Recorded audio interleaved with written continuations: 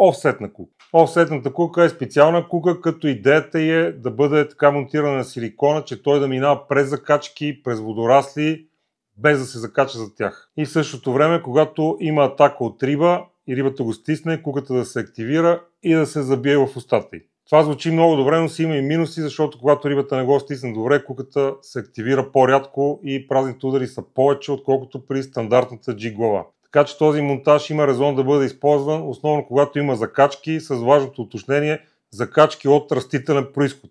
Дървета, водорасли, храсти и други подобни. Ако закачате в камъните, например на язовирна стена, тогава обикновено закачането се дължи на заклинване на главата и няма абсолютно никакво значение с каква кука сте. Но офсетна кука може да се монтира почти всеки силикон, но определено по-подходящи са силиконите с по-издължен и по-тънък профил. Сега ще ви покажа как се монтира офсетна кука на новия силикон на френския бранд Fish Pit Swimmer, който е много интересен, който става за всякакви монтажи и е подходящ и за офсетка. Ще ви покажа на по-големия размер, за да е по-голямо да се вижда по-добре. Изваждам един.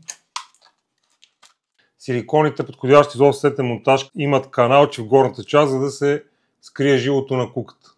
Подбираме подходяща офсетна кука, която след като се сложи да може да лежи в каналчето. Ето я. И сега как монтираме? Хващаме силикона така. Това му е коремчето. Светло-жълтото в случая е коремчето, зеленикавото е гърба. Петата при тези силикони, както при Mud Digger, е обърната. И сега забиваме куката отпред към коремчето, около половин сантиметър, даже по-малко, е така.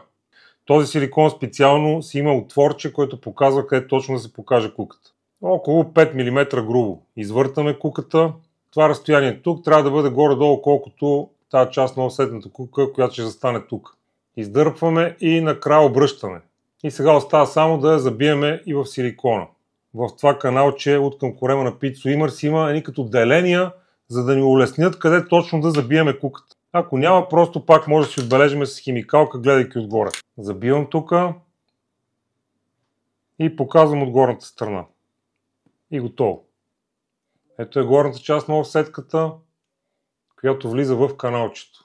Има и по-лесни за монтиране куки, като тези на Savage Gear, които си имат на тях монтирано тирбушонче. Тук просто завиваме тирбушончето в муцунката на силикона и освен, че е по-лесно, става и малко по-здраво.